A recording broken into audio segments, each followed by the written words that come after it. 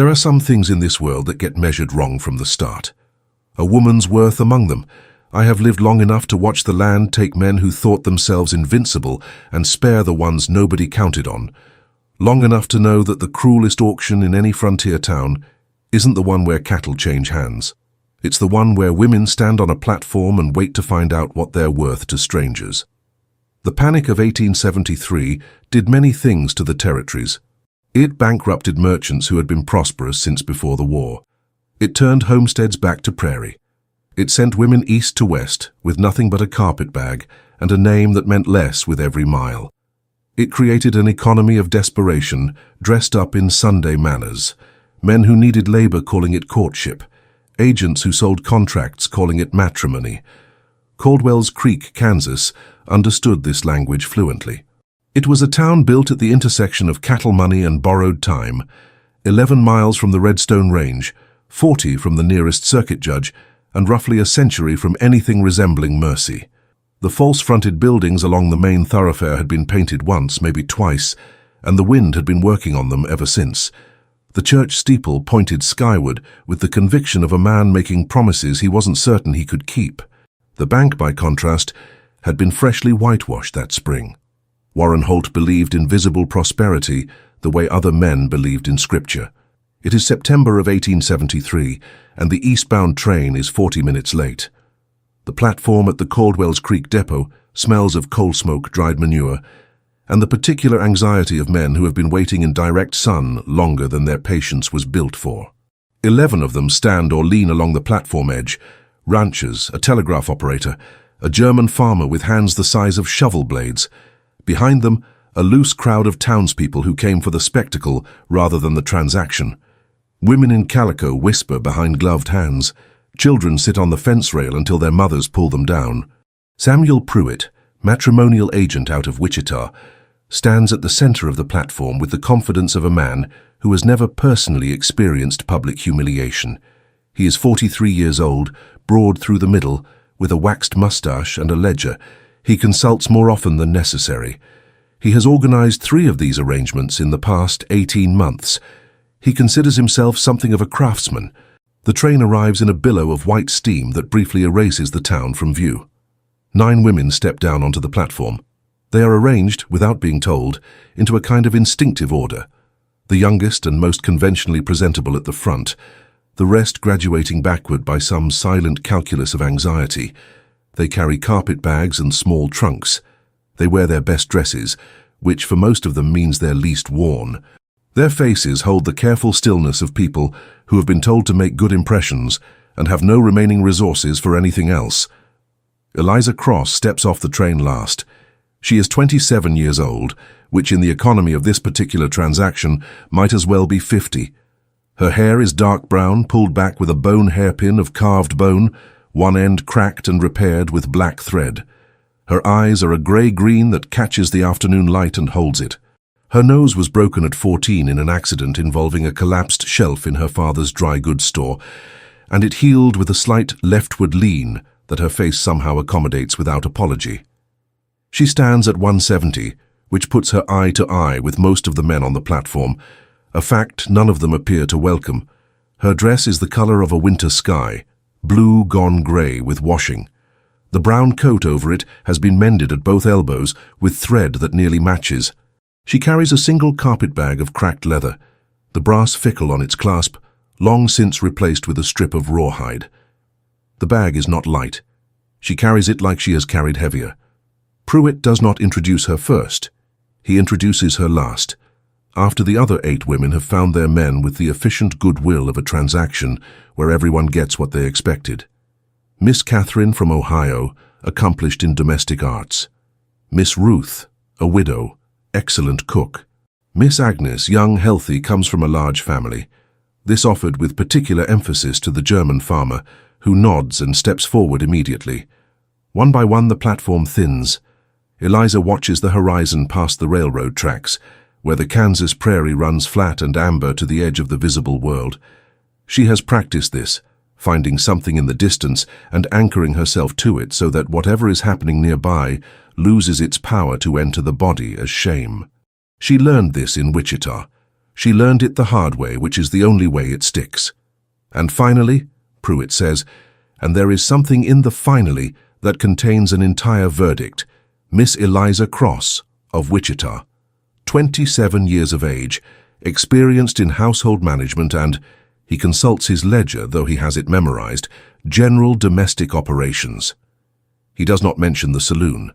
He does not mention that her experience in household management was acquired while managing the accounts and kitchen of the Silver Spur establishment on Wichita's Douglas Avenue for 4 years, that she can calculate a week's provisions for 12 men in her head in under a minute, that she once caught a supplier shorting deliveries by tracking weight discrepancies across 3 months of receipts and recovered the overpayment in full.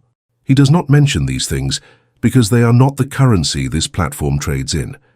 The crowd has gone quiet in the particular way that precedes unkindness, a held breath before the exhale that carries the laugh. Eliza can feel the attention sliding over her like water finding the low places.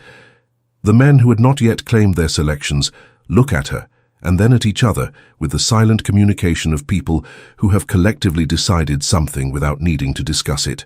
Pruitt clears his throat, consults his ledger again, begins to speak about negotiable terms. The laughter starts soft, as these things always do. She does not flinch. Her hands are still at her sides. Her eyes stay on the horizon. She has accounted for this possibility since the moment she signed the contract in Wichita, has laid it out like a set of numbers, has identified the costs and the alternatives and the acceptable losses. She will not give the crowd the satisfaction of watching her calculate in public. The calculation is already done. It is in this moment that she becomes aware of a change in the crowd's attention, not toward her, away from her. Something on the far end of the platform has shifted the air the way a large animal shifts it, not through sound, but through presence. Cole Redstone came to the depot for mule parts.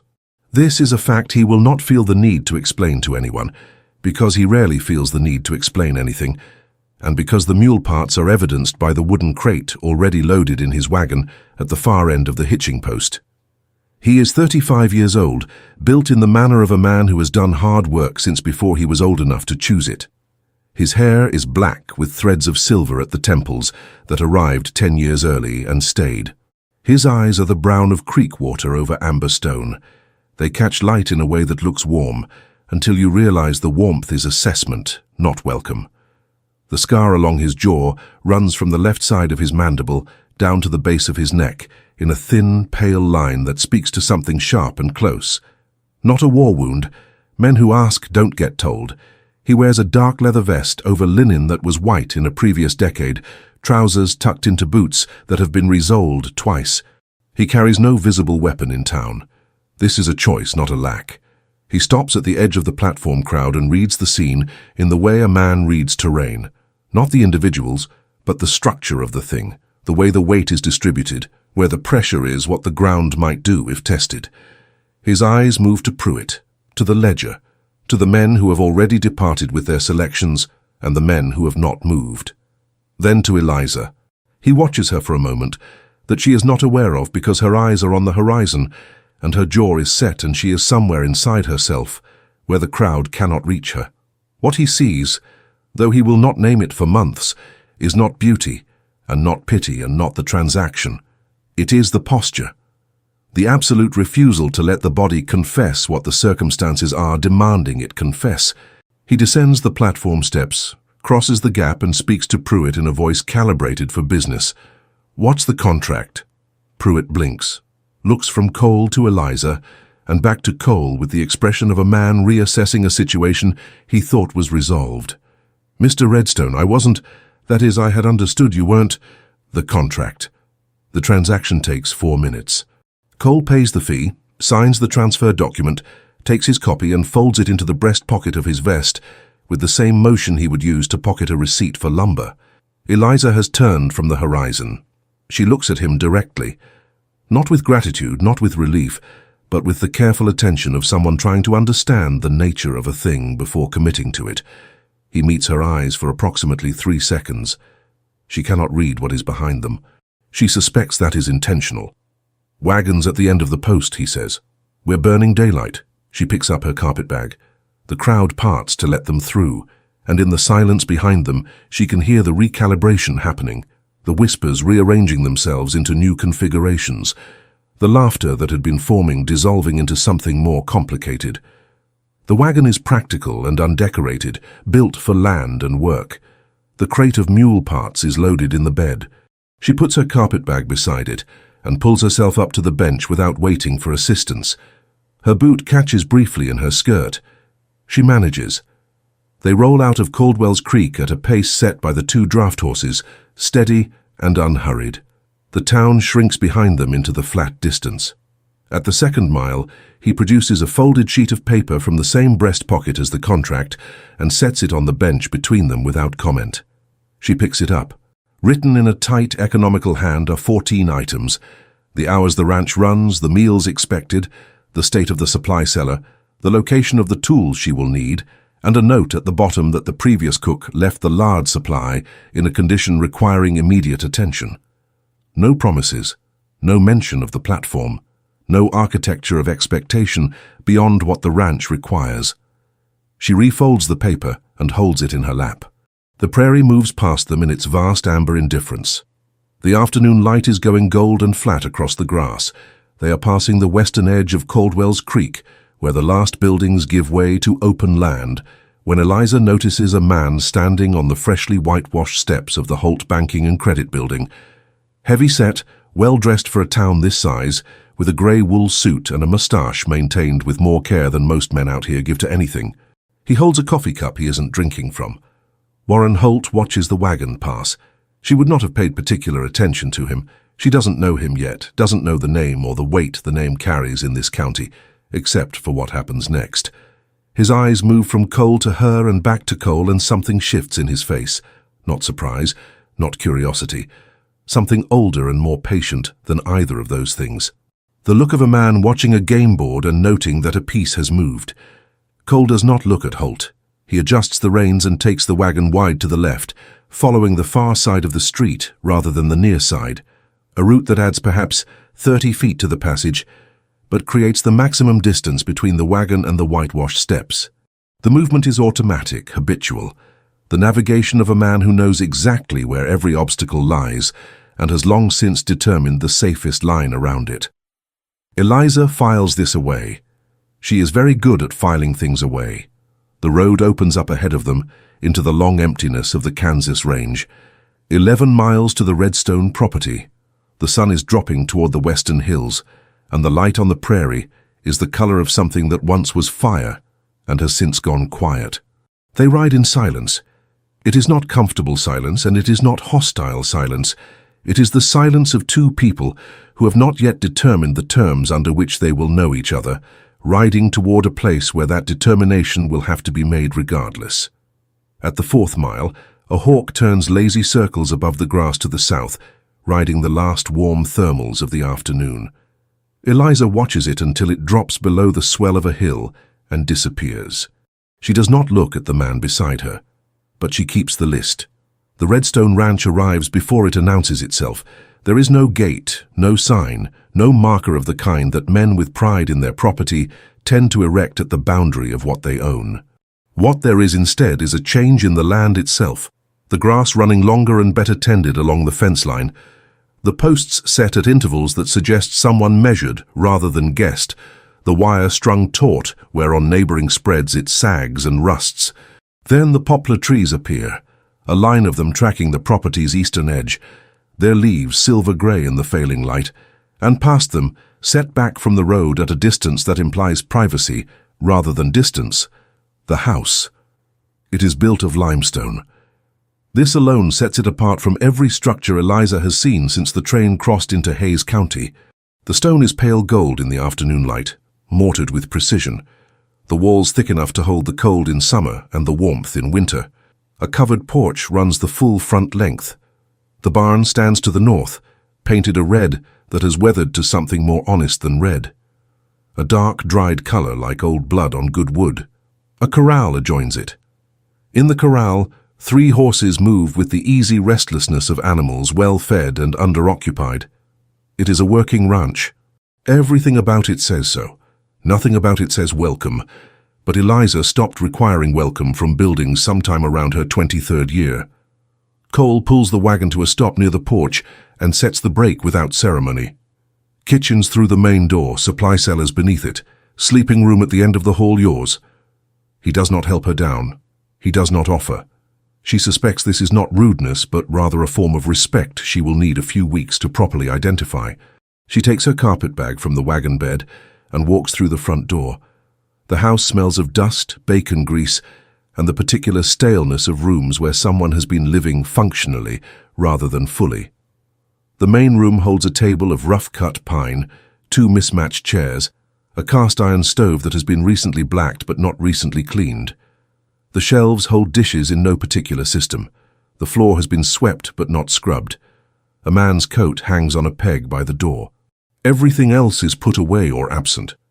The sleeping room at the end of the hall is narrow and plainly furnished. Iron bed, corn husk mattress, a washstand with a pitcher and basin, a window that faces east. The curtains are feed sack, bleached to a color between white and nothing. She sets her carpet bag on the bed, presses her palm once against the mattress to test it, and goes back to the kitchen. Cole is already gone. She hears the barn door from outside. There are 2 other men on the property, she discovers in the following hour. Pete appears first, and he is somewhere past 60, with a face that the Kansas sun has worked on for decades, skin like bark on an old post, eyes that are careful without being unkind. He tips his hat and tells her the cook left a week prior that the men have been eating what Garrett makes, and that Garrett's cooking is best understood as a form of endurance testing. He says this without inflection, which makes it worse. Danny appears at supper, young, maybe 19, with the angular wariness of someone who learned early that new things tend to cause trouble. He sits across from Eliza at the table and looks at her the way a dog looks at a change in weather. Not hostile, waiting to decide. Cole eats without conversation. When the plates are cleared, he goes back to the barn. This is the rhythm of the first days. Eliza learns the kitchen by working it. She finds the supply cellar in better order than the house. Cole has kept the preservation jars stacked and labeled, the flour in sealed tins, the salt pork wrapped correctly. Whatever disorder lives above ground has not reached below it. She notes this.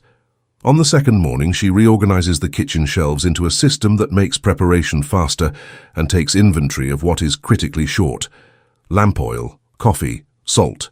She writes the list in the margin of the paper Cole gave her on the wagon, in the same tight hand he used, and leaves it on the table where he will see it.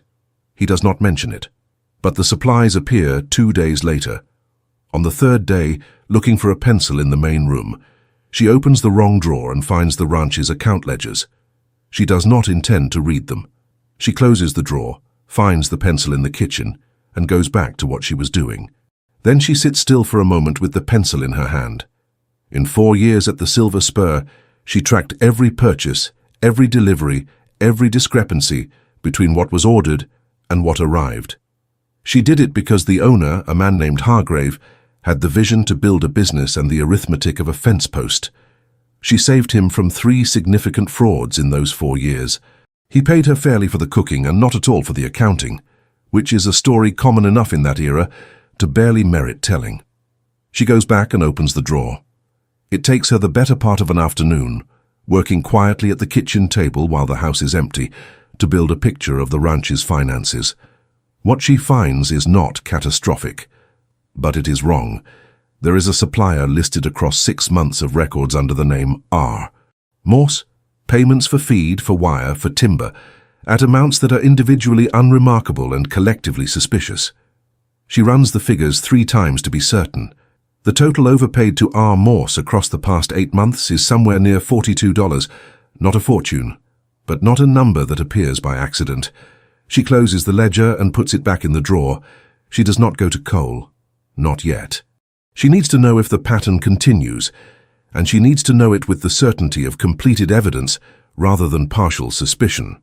Conclusions announced too early are conclusions that can be dismissed, and she has been dismissed enough in her life to understand the cost of poor timing.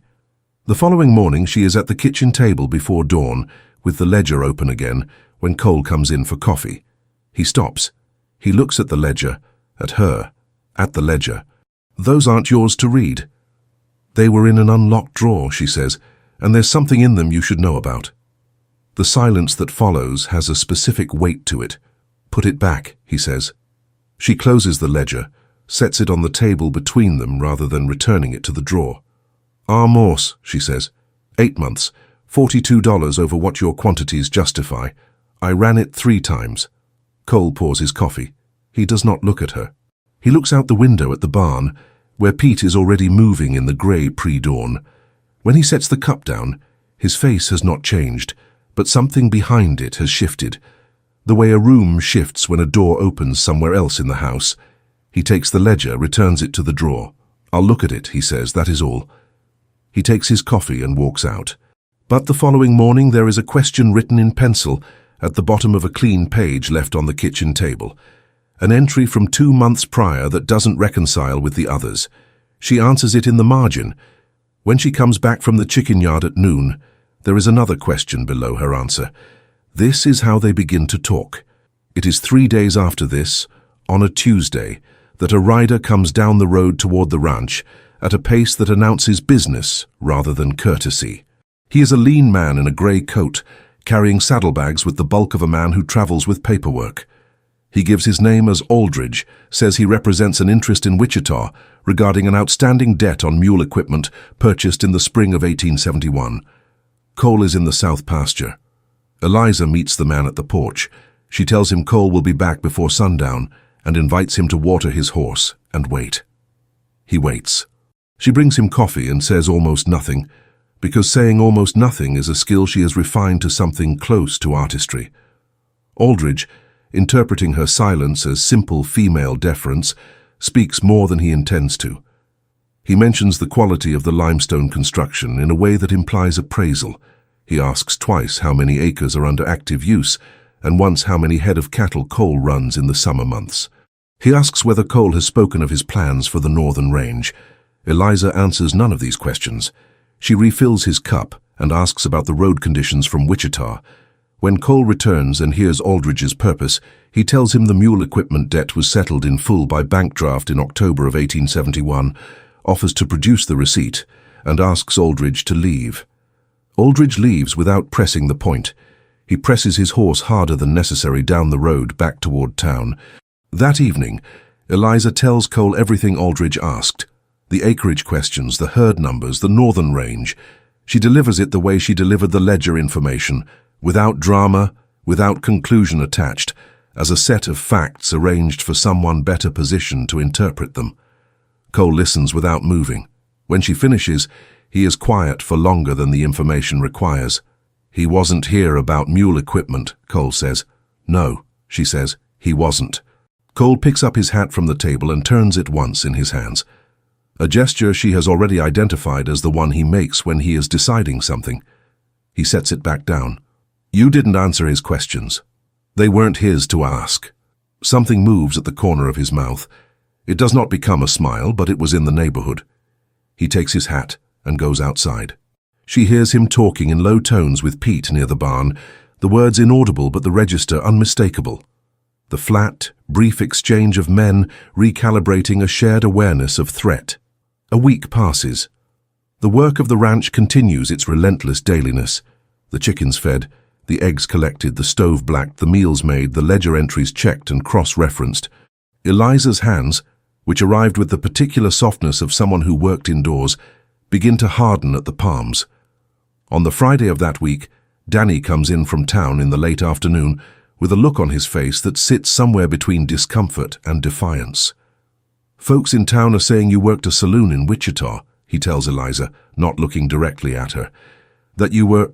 He stops, reconsidering the word. That it wasn't just cooking. Eliza is at the stove. She does not turn around. I cooked and kept accounts at the Silver Spur establishment for 4 years, she says. If anyone in town has evidence to the contrary, I'd be interested to hear it. Silence from behind her.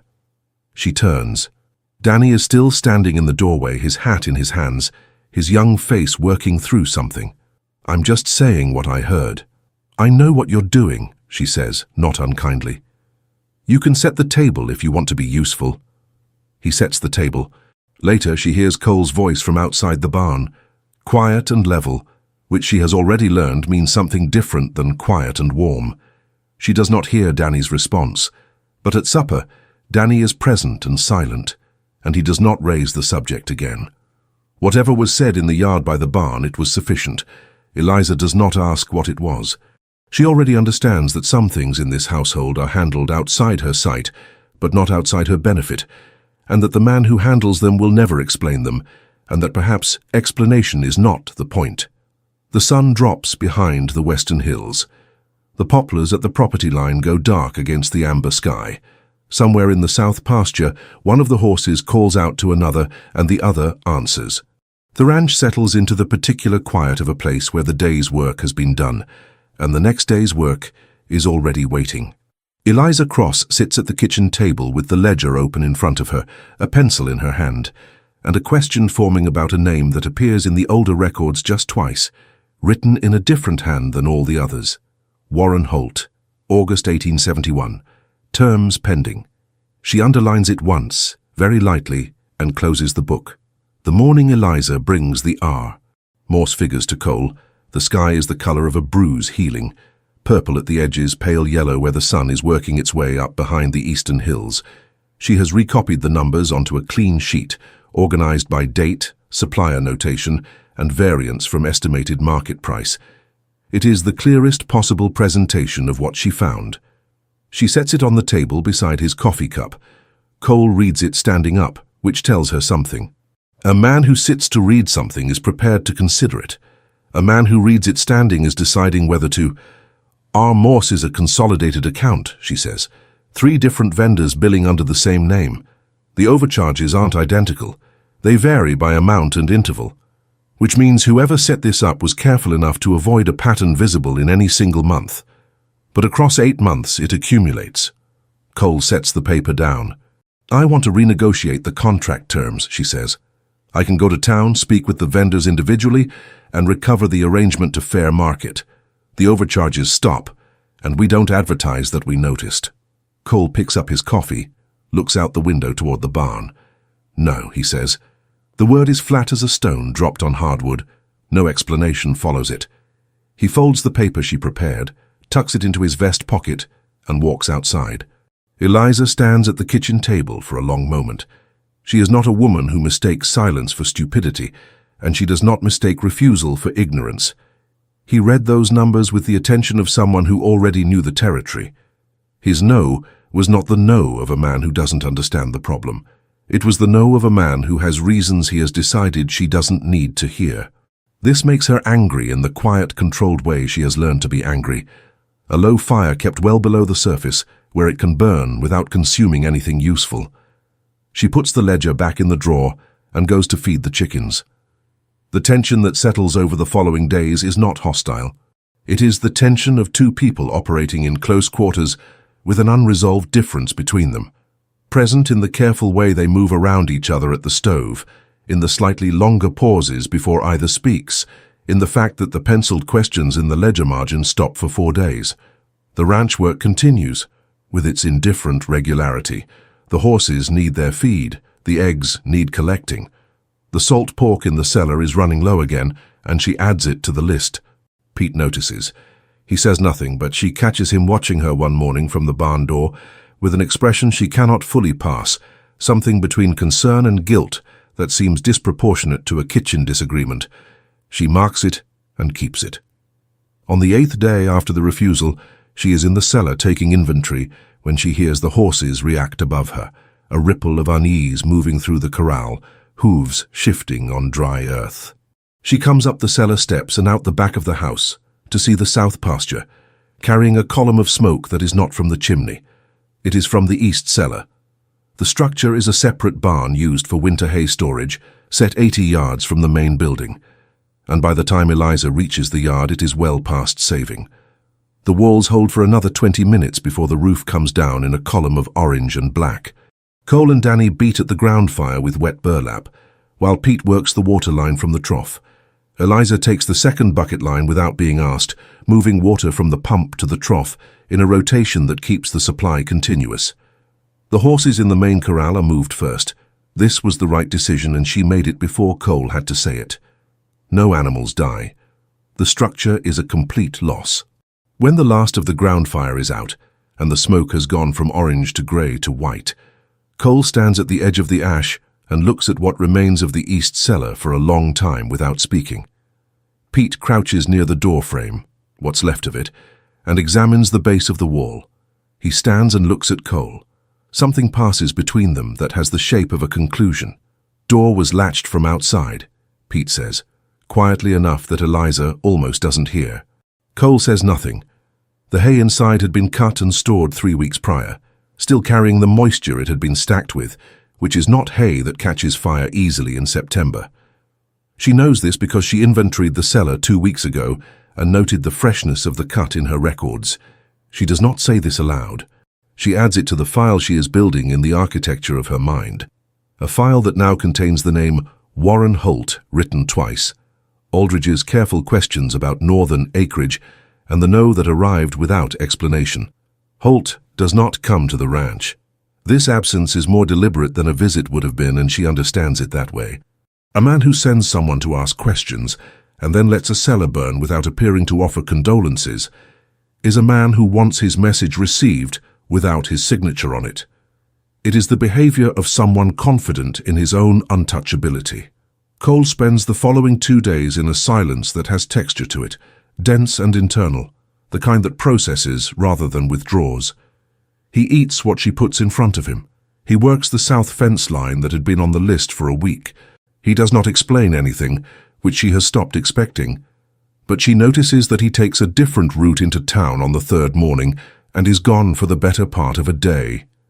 He comes back with the supply order she left on the table, plus 2 items she hadn't listed. A new drawer bolt for the main cellar door and a coil of copper wire she can't immediately identify a purpose for. She does not ask about the wire.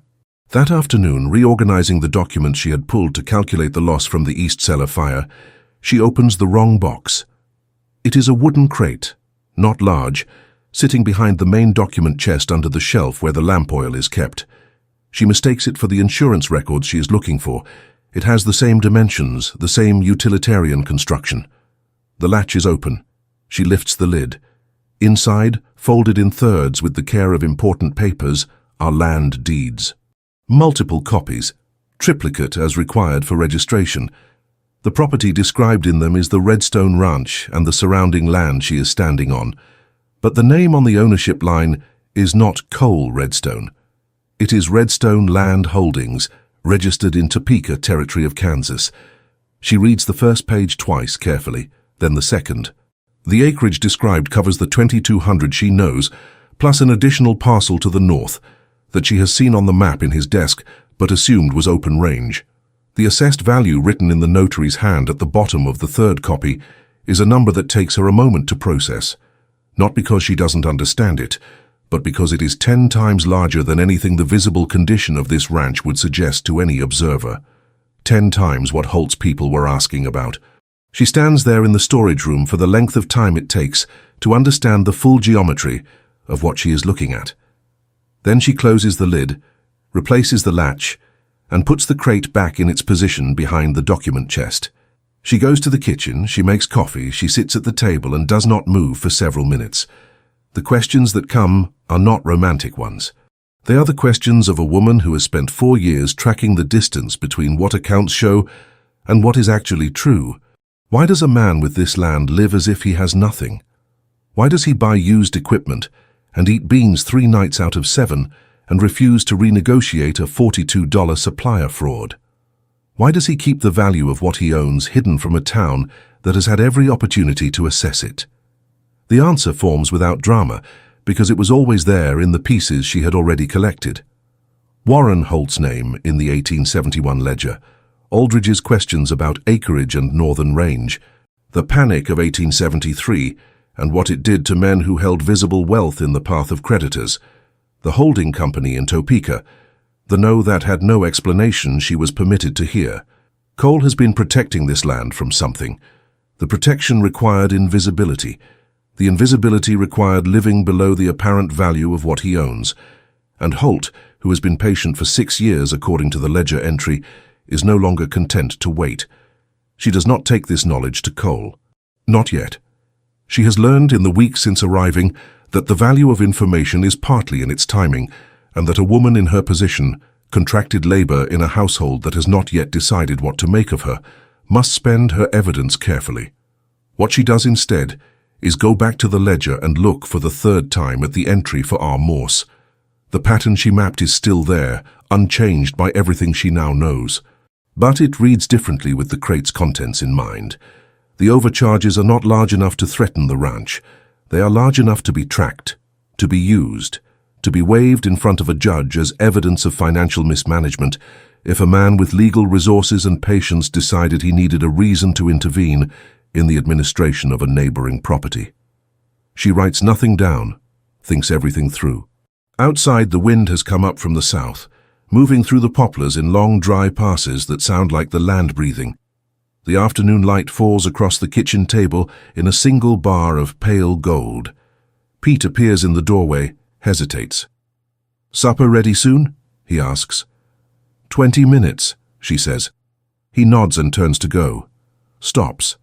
She looks at him. His face is doing the thing again. That disproportionate expression, heavier than the moment requires. He opens his mouth, closes it, looks at the floor. "Pete," she says, "is there something you want to tell me?" The silence that follows stretches longer than it should. 20 minutes is fine, he says at last, and walks back toward the barn. She watches the empty doorway. Then she turns back to the stove, because supper needs making, and the questions she is accumulating will still be there when the plates are cleared. And there is, she has found, a particular utility in keeping your hands occupied while your mind works through difficult country. The poplars move in the wind. Somewhere beyond the north fence line, where the Redstone Range extends into land no one in Caldwell's Creek knows belongs to this ranch, the grass runs long and golden all the way to the darkening sky. The letter arrives on a Wednesday, which is the day Pete rides into Caldwell's Creek to collect whatever the post office has accumulated through the week. He brings back flour, twice lamp oil when it is on the list, and occasionally a newspaper 3 days old that he reads once and leaves on the kitchen table without comment. This Wednesday, he brings back a letter addressed to a name Eliza does not recognize. She would not have seen it at all except that it falls from his coat pocket when he hangs it on the peg by the door, and she picks it up from the floor before he has turned around. The name on the envelope is R. Calloway, care of Redstone Ranch. Pete's handwriting is on the back, a return address in Caldwell's Creek that she recognizes as the feed store on the north end of Main Street, which doubles as an informal postal drop for men who prefer their correspondence to arrive without a direct name attached to it. She hands it back to him without comment, but she does not forget the name. Over the following 3 days, she watches Pete with the attention she used to give the Silver Spurs weekly accounts. Patient, peripheral, never direct enough to register. He makes 2 small errors in those 3 days that she would not have noticed before she started watching. He forgets to latch the feed bin he has latched without fail every evening she has been here. He is 10 minutes late to the morning rotation on the 2nd day. A deviation from a pattern so consistent it functions like a clock.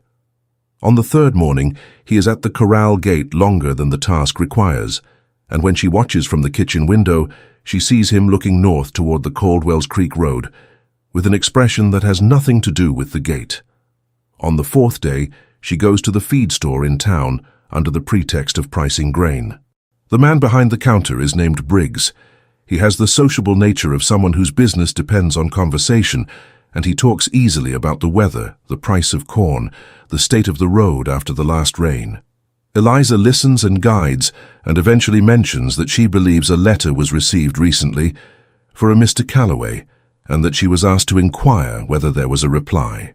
Briggs, who has not been asked to keep any particular secret about this arrangement, confirms that Calloway is a name used by several ranchers in the area for feed orders. A consolidated billing name, he explains, used when men want their supply quantities kept off the public record so competitors can't gauge their herd sizes. This is plausible.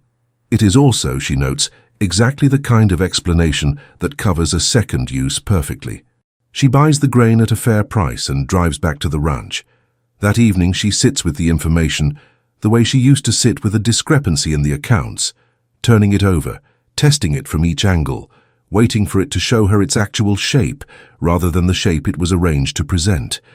By the time the lamp oil burns low, she has arrived at the thing she did not want to arrive at. Pete is passing information to someone, the R. Morse account is the connection point, the consolidated name that appears in the ranch ledger and in the postal arrangement both. The amounts overpaid through R. Morse are not fraud in the straightforward sense. They are payment, for access, for information delivered on a regular schedule to someone with resources enough to arrange a quiet billing account and a man at a feed store who asks no questions. Holt's resources, Holt's patience, Holt's name in the 1871 ledger. She goes to bed and does not sleep well. In the morning she finds Pete alone at the chicken yard. Filling the water troughs before the heat of the day makes the task miserable. She waits until Danny has gone to the south pasture with Cole before she crosses the yard. "I need to speak with you about R. Calloway," she says. Pete goes still in the way a man goes still when he has been waiting for something and is relieved and terrified in equal measure that it has finally arrived. He sets down the water pail. He does not look at her. "I know what the letters are for," she says. "I know who they go to, or I know well enough. What I don't know yet is why." The silence is long. A hen pecks at the ground near Pete's boot. "My boy," he says at last. He tells it the way men of that generation tell the things that cost them most, without looking at anyone, in a voice stripped of everything except the bare facts. His son, Thomas, 24 years old, was arrested in Dodge City 11 months ago on a charge of cattle theft. The evidence against him was a bill of sale that Pete believes was forged. His son worked for a man named Carver, and when Carver's operation was investigated, Thomas's name appeared on documents Thomas swears he never signed. Holt has the original documents. Holt has, according to the man who approached Pete 9 months ago, the ability to make the charge disappear or to ensure it results in a sentence that will break Thomas before he is 30. All Pete has to do is report the ranch's schedule, the herd numbers, Cole's plans for the northern range. "How long?" Eliza says. 7 months. She looks at the flat distance beyond the fence line. "You have 2 days," she says. "You tell him yourself. Or I do. Those are the terms." Pete finally looks at her. His eyes are the eyes of a man who has been carrying something alone for so long that the offer of shared weight feels indistinguishable from punishment. "He'll turn me out." "I don't know what he'll do," she says. "But I know what I'll do, and I'm telling you first because you deserve that much." She picks up the water pail and finishes the trough herself. Pete confesses to Cole the following evening. Eliza is in the kitchen when it happens. She hears the low register of voices from the porch, not the words, just the shape of an exchange that runs longer than most conversations Cole permits. When it ends, she hears only one set of footsteps coming back inside. Cole does not speak to her about it that night. In the morning he is at the table before she comes out, which is not unusual. What is unusual is that the account ledger is open in front of him to the R. Morse pages, and there is a second document beside it, legal paper finely printed, the kind that comes from a notary's office. He looks up when she enters. "Pete stays," he says. "His situation with the boy gets handled through a lawyer in Topeka. Holt's documents against Thomas, if they're forgeries, and I believe they are, can be challenged with the right representation." She pours coffee, sets a cup beside him. "The lawyer costs money," she says. "I have money." It is the first time he has said anything like it aloud in her presence. He says it the way he says everything else, without elaboration, as simple fact. But in the context of everything she knows and has not said, it lands differently than it might have a month ago. She sits across from him. "I know," she says. He looks at her. "The crate under the document shelf," she says. "I found it by mistake 6 weeks ago. The holding company registration in Topeka. The assessed value on the deed copies." The silence that follows is the most complete she has experienced in this house, and this house has produced several varieties of silence. Cole sets down his coffee. He looks at her with the expression of a man recalculating the distance between where he thought he was and where he actually is. "You've known for 6 weeks, he says. "Yes." "And you didn't?" "No." Another silence. Shorter this time and different in quality. The silence of a man processing not a threat, but the absence of one.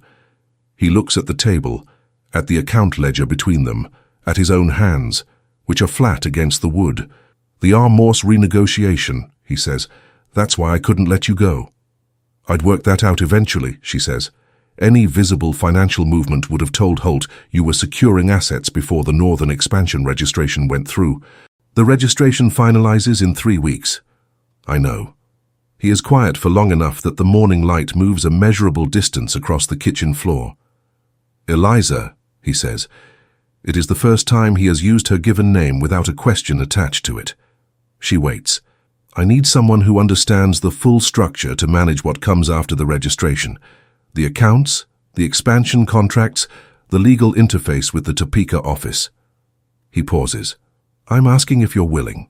It is the most words he has assembled consecutively in her presence since the first day, and the density of what they carry makes them feel like more. "I found something else," she says. She goes to the ledger, turns to the page she has been looking at for 2 weeks, and sets it in front of him.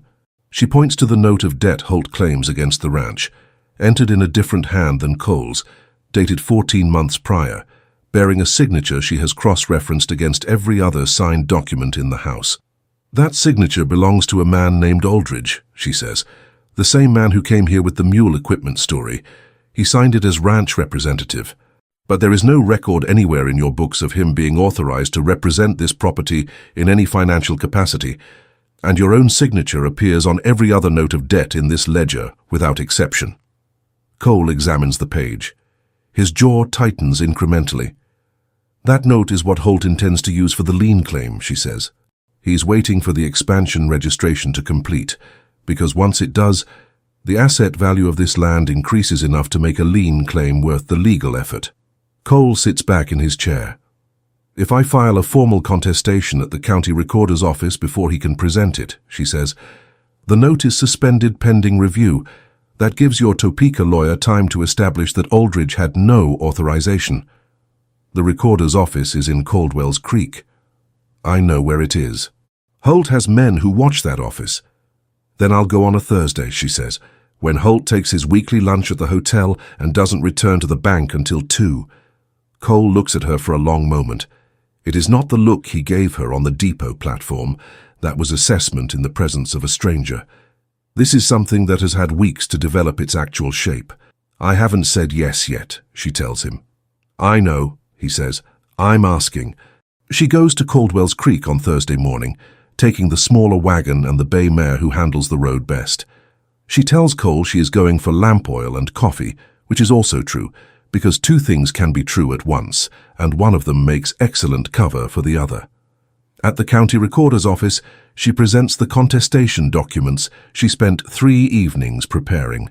Clean, precise, fully cited against the specific authorization records she has compiled. The clerk, a thin man named Abner with ink permanently staining his right hand to the wrist, reviews them with the careful neutrality of someone who has learned to keep his opinions about the people who come through his door to himself. He files them, stamps both copies, hands her one. She buys the lamp oil and the coffee. She's back at the ranch before the afternoon clouds build over the western hills. Cole is at the corral when she arrives.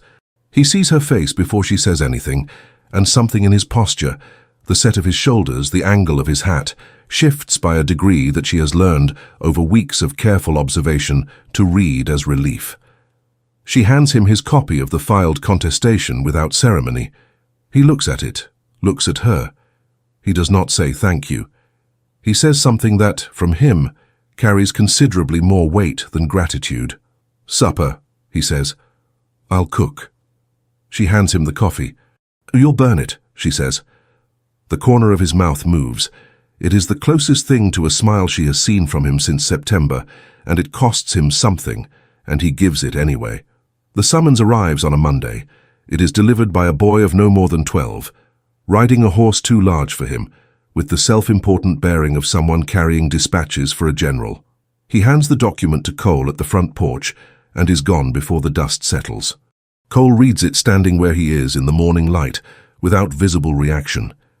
Then he brings it inside and sets it on the table where Eliza is working through the week's accounts. She reads it. Warren Holt, through his attorney of record, has filed a petition with the Hays County Civil Court requesting an emergency hearing on the matter of an outstanding debt obligation against the Redstone property. The hearing is scheduled for the following Friday at 10 in the morning. The petition references the note Eliza contested 3 weeks prior and frames her contestation as unauthorized interference by a party with no legal standing to act on behalf of the ranch's financial interests. No legal standing. She reads that phrase twice. He's arguing I had no right to file, she says. He's arguing you're contracted labor, Cole says, not a representative of this property. And his attorney will present the original note. And my attorney will be there to answer it. She looks up. You have an attorney? I have an attorney in Topeka who has been working on this for 4 months, Cole says. James Whitmore. He arrives Thursday evening. She absorbs this. 4 months. Before she arrived. Before the cellar fire, before Aldridge, before any of it became visible. Cole has been building a legal case against Holt's land maneuvers since before he brought her home from that platform. And she has been building it from the inside without knowing the full scaffolding existed on the outside. The geometry of it is almost elegant. The note Aldridge signed, she says. Whitmore can establish the unauthorized representation? Whitmore has Aldridge's full employment record, Cole says. He was hired as a day laborer for fence work in the spring of 1872 and dismissed after 6 weeks. He had no contractual relationship with this ranch past that date and no authority of any kind to represent its financial obligations. Holt knew that when he had him sign it. Yes. Which means Holt forged a legal instrument. Yes. Cole looks at the summons on the table between them.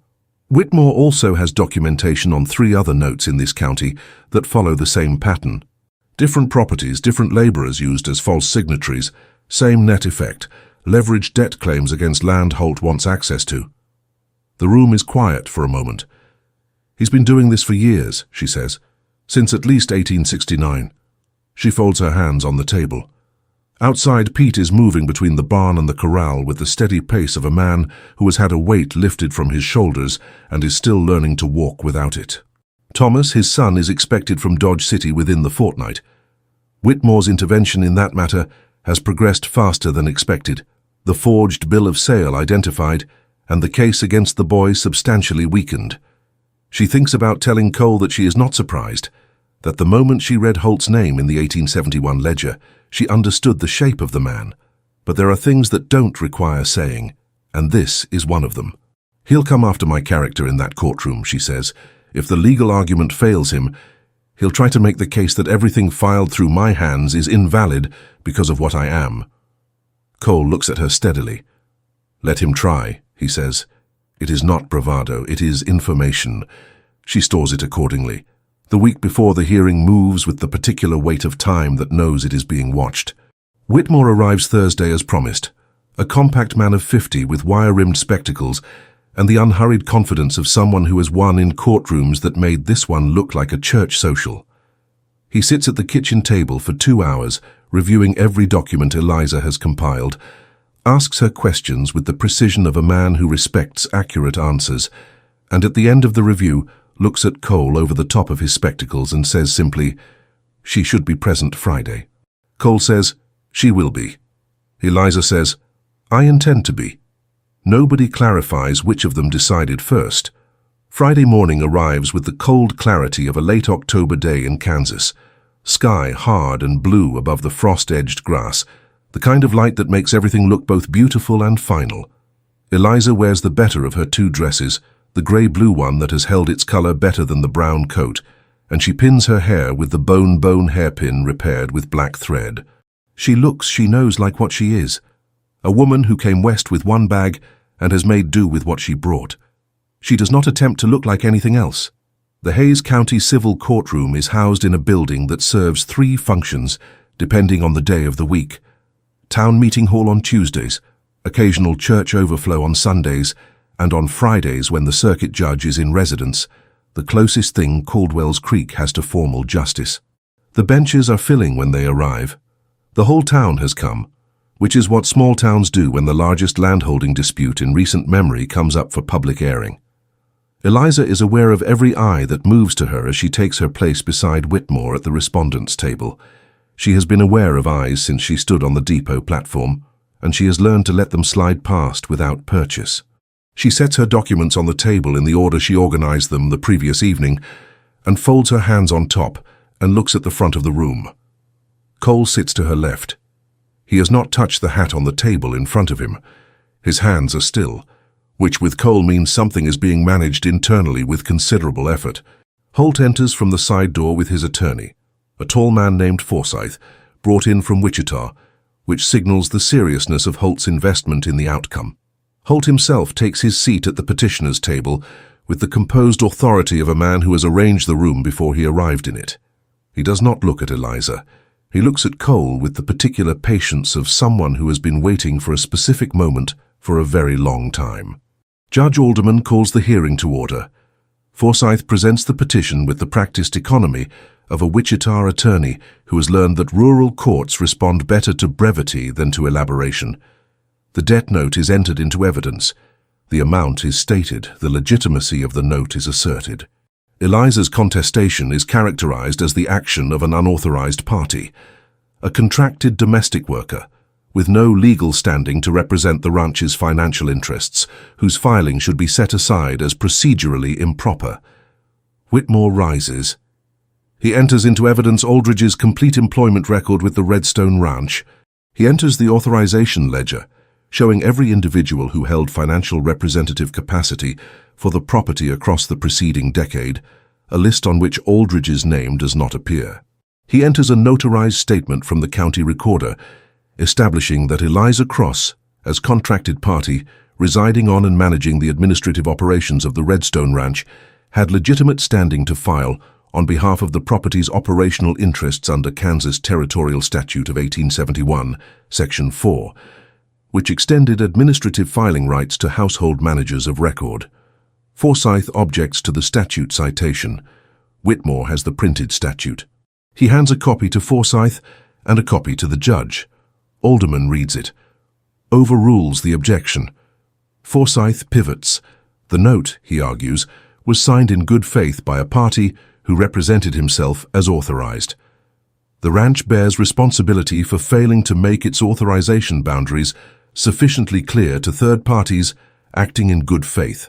Whitmore enters into evidence a separate note from the same period, same format, same notary stamp, signed by Cole Redstone directly, as every legitimate financial obligation for the ranch was signed, without exception, across 12 years of record. The contrast between the two documents, laid side by side before the judge, is the kind of evidence that does not require an attorney to interpret. The room has gone very quiet. It is in this quiet that Holt leans toward Forsyth and says something in a low voice, and Forsyth nods and rises. What follows is not a legal argument.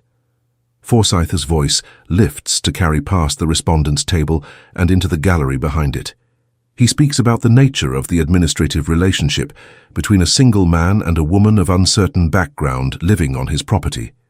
He uses the word arrangement with a precision that makes it mean several things simultaneously. He mentions the Silver Spur establishment in Wichita. He says the word character in a tone that is the opposite of the word itself. He says that the court might reasonably question whether documents prepared and filed by such a party, without direct oversight by the property's legal owner, merit the weight of legitimate administrative action. The gallery stirs, the particular stir of a room that wanted to hear something and has now heard it. Eliza does not move. Her hands are still on the documents in front of her. She looks at the front of the room. She has been here before, not in a courtroom, but in the open air of a depot platform, standing alone while a crowd decided what she was worth. And she survived that occasion by not giving the crowd anything to feed on. She will survive this one the same way.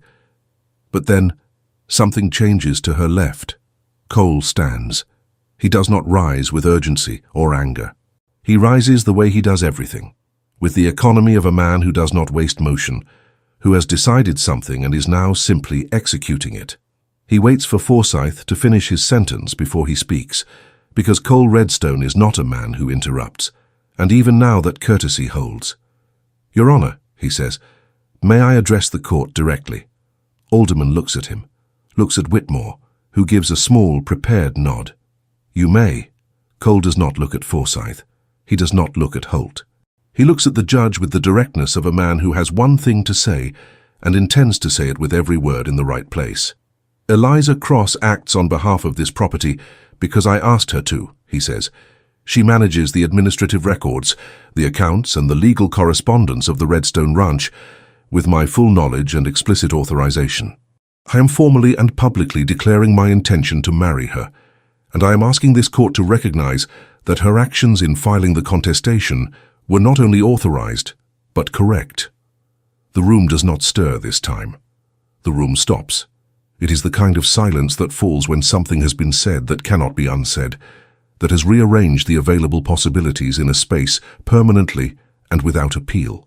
Eliza feels it on her skin before she fully processes the words. She turns her head and looks at Cole, who is still looking at the judge, his hands flat on the table, his face carrying exactly the expression it always carries, the one the town reads as arrogance, and she has learned to read as a man paying close attention to the cost of what he is doing and paying it anyway. He told the town before he told her. She will have thoughts about that later. Many thoughts, carefully organized. For now there is only the room and the silence and the weight of what just shifted inside it. Forsyth looks at Holt. Holt's face has undergone a transformation that is almost worth the price of the mourning, the composed authority dissolving layer by layer as the room recalculates around him. He is no longer the largest force in this space. He is a man whose legal argument just lost its primary support, and whose secondary argument, the character attack, has been publicly absorbed and answered by the man it was aimed at, leaving Holt holding a weapon with nowhere to point it. Whitmore rises for the final time. He presents 3 additional notes, all from properties in Hayes County, all following the pattern of the Redstone note, all bearing the signatures of day laborers with no authorization to sign. He presents statements from 2 of the affected property owners, who have been, until this morning, too isolated from each other to recognize the pattern. He presents the evidence of Holt's knowledge, a letter in Holt's own hand, recovered from Aldridge's effects when Aldridge was separately interviewed last month in Newton, referencing the Redstone note specifically and the other properties obliquely, written before any of the false signatories were hired. Holt's composure is entirely gone. He speaks without being recognized by the judge. He says Whitmore's evidence is fabricated. He says Cole has conspired. He says Eliza's name alongside a word that makes the woman in the front row of the gallery, Martha Eggers, who has bought eggs from the Redstone Ranch for 3 years and always paid on time, turn to him with an expression that removes him from the category of respectable men in Caldwell's Creek permanently and without further negotiation. Alderman calls order, calls it twice. The sheriff is present, as he always is when Alderman holds court. By the time the hearing is formally closed and the lien petition is denied, the sheriff has already moved to stand near Holt's chair, in a manner that makes the next hour's events clear to everyone in the room before they occur.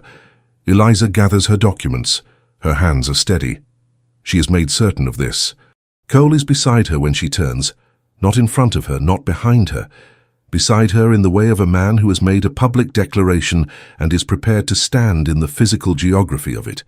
He looks at her, and she looks at him, and between them passes the kind of reckoning that does not require words and would not be served by them. Outside, through the courtroom's single window, the October sky holds its hard, clarifying blue above the frost-tipped roof lines of Caldwell's Creek. Inside, Warren Holt is escorted from the room. The consequences of a Friday morning in a small town arrive by Saturday afternoon. Word travels in Caldwell's Creek the way it travels in all places where people live close enough to one another that privacy is less a condition than a courtesy extended on good days. By Saturday noon, every household within 11 miles of the courthouse knows that Warren Holt was escorted from the civil hearing by Sheriff Braddock, that his attorney Forsyth left for Wichita on the afternoon stage without stopping at the hotel for the lunch he had reserved, and that 3 property owners, who had been carrying Holt's debt notes with the resignation of men who believe the powerful cannot be successfully opposed, are now in conversation with James Whitmore about their own situations. The Holt Banking and Credit Building remains open Saturday morning, operated by 2 clerks who found no instructions and no employer. By Monday, it is closed. The investigation by the Territorial Banking Commission, the audit of records, the suspension of the lending license pending criminal proceedings against Holt for document fraud. These take months. But the conclusion was written on Friday, in a courtroom that smelled of old wood and lamp oil, and everyone in Hayes County understands this before the weekend is out. Eliza assembles these details in pieces. From what Danny brings from town, from a note Martha Eggers sends Sunday, from what she observes herself Monday at the Mercantile, when Mrs. Dunbar, who has not spoken directly to her since September, asks her opinion on flour grades and listens to the answer with genuine attention. It is a small thing. It is not a small thing. Caldwell's Creek does not apologize. Towns like this one are built for forward motion, for the revision of opinion presented as if the previous opinion never existed. Eliza does not require apology. She requires, and is now receiving, the basic functional recognition that she is a person with standing in this place. The ranch enters a period of work different in quality from what came before. Not harder, but cleaner, the way air is clean after a storm. Cole authorizes the northern expansion registration in the week following the hearing, Whitmore having confirmed no outstanding legal encumbrance remains. The additional parcel, the land Holt's people asked about under the pretense of mule equipment conversations, is formally incorporated into the Redstone Holdings record in Topeka on a Tuesday that Cole marks only by arriving to supper 15 minutes early. She notices, she does not remark on it. The R. Morse account is renegotiated the following week. Eliza visits each vendor individually, presents the corrected figures, and reaches adjusted terms reflecting actual market rates. The total recovered is $47.30. She enters the figure in the ledger and sets it on the table. Cole picks it up that evening. 47, he says. And 30 cents, she says. He nods once, in the manner of a man who wanted to be proven right about something and has been. Thomas arrives from Dodge City on a Thursday. 2 days ahead of the schedule, Pete had been counting down, with the quiet desperation of a man afraid to believe in outcomes until they are physically present. He is 24, thinner than Pete's stories made him, with his father's careful eyes, and the wariness of someone who spent nearly a year in circumstances that did not allow for ease. Pete meets him at the road before the wagon reaches the gate. Eliza watches from the kitchen window and then looks away because some things are not for watching. Thomas stays 4 days. He and Pete work the south fence line together, useful labor that provides the privacy of men who need to talk without the obligation of sustained eye contact. On the second morning, Eliza makes enough breakfast for 4 without being asked. On the third morning, Thomas comes to the kitchen alone and tells her he understands she had some part in what happened with Whitmore and the Dodge City business. She tells him it was Cole's resources and Cole's lawyer. Thomas says he knows. He is looking at her directly. I also know who found the original problem. She pours him coffee and changes the subject. When Thomas leaves on the 4th day, Pete watches the road long after the wagon has gone. Then he straightens his hat and goes to the barn. His step is different, not lighter but less burdened. The distinction matters. Danny's evolution is characteristically wordless. He does not explain the shift. He simply begins operating as if Eliza's presence is a fixed feature of the ranch, rather than a provisional arrangement, asking questions about the supply schedule, deferring on the cellar inventory, and on one occasion in town, correcting a man at the feed store who repeats something unflattering by stating flatly that the man has his facts wrong. Eliza hears about this from Briggs. She makes Danny's preferred biscuits, the ones with extra lard, on the following 3 Sundays without comment. He eats 4 each time without comment. This is how that account is settled. The formal matter of Cole's declaration requires resolution more concrete than the words themselves. Whitmore pulls Cole aside briefly before returning to Topeka. That evening, Cole stands in the kitchen doorway with his hat in his hands. Whitmore says the declaration creates a legal ambiguity, he says. I imagine it does, she says, not turning from the stove. He says it resolves in one of 2 directions. I can identify both. A pause. I meant what I said. She turns.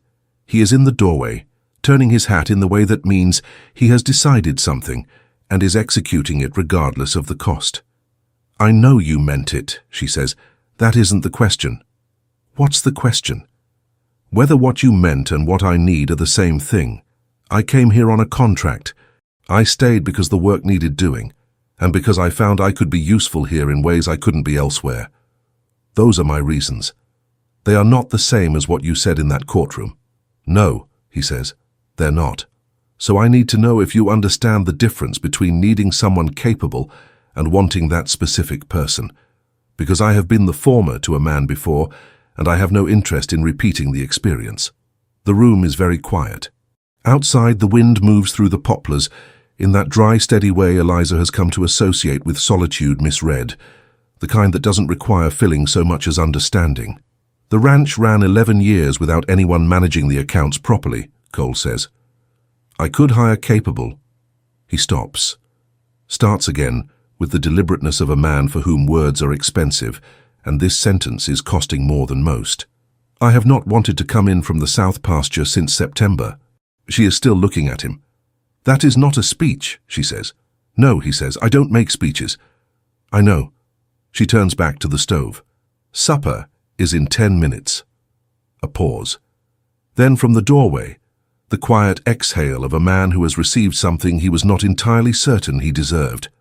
He puts his hat on the peg by the door instead of taking it back outside. He stays for supper. She gives him her answer 3 days later, at the kitchen table in the morning, with the ledger open between them and his coffee going cold beside it. She has taken those days to examine the decision from every angle, not because she doubts it, but because conclusions reached under proper examination hold better than those made in the heat of a moment. Yes, she says. He nods once. Then he picks up the supply list beside his cup and asks whether she thinks they need the extra copper wire before winter. She says yes. The north fence connections will corrode without it. They discuss the fence for a while. Outside, the poplars move in the October wind, and the Redstone Ranch sits in its limestone solidity on its 2,200 acres, and what was broken or deliberately obscured over the preceding decade is not yet fixed. Things of that nature do not fix in a season, but it is mending in the way honest things mend. Slowly, without announcement from the inside out. The letter arrives on the last day of October. It comes with the regular post, nothing distinguishing it from the flour merchant's invoice or the surveying notice, except that its envelope is of a quality uncommon in Caldwell's Creek correspondence, and its stamp is from Santa Fe, territory of New Mexico. The handwriting is precise and unfamiliar, Cole's full name correctly spelled with no address beyond Redstone Ranch, Hays County, which suggests the sender knew exactly where to find him without needing to be told. Cole reads it at the kitchen table. She watches sideways with patience. His expression does not change, but his reading slows on the second paragraph in a way that means the second paragraph requires more than one pass. He folds the letter and places it in the inside pocket of his vest, the one reserved for documents that matter. He says nothing. That night, she sees him at the desk in the main room, the large survey map unfolded before him, his finger tracing a line through the Southern Territory past the Texas border into New Mexico. She stands in the doorway and looks at what he is studying. It is her map, the same one folded inside her carpet bag when she stepped off the train in September. The map she has never unfolded in this house, never mentioned. The one her father gave her at 19, telling her she would understand it when she was older and ready for what it meant. It has been under her bed, in the room she locks from the inside. Cole has never been in her room. She is certain of this.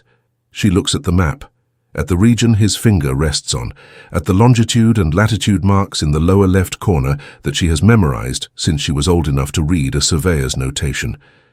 They are the same marks. He has not heard her in the doorway. She watches him study the coordinates with the focused attention of a man who has received information that changes the shape of something he thought he understood. And she knows, with the quiet certainty she brings to ledger figures that finally reconcile, that the letter from Santa Fe is not the end of anything. It is the opening entry of a new set of accounts entirely. She goes back to the kitchen, sits at the table with the week's figures in front of her. The October wind moves through the poplars. Cole's chair shifts slightly in the next room. She picks up her pencil. She starts a new page.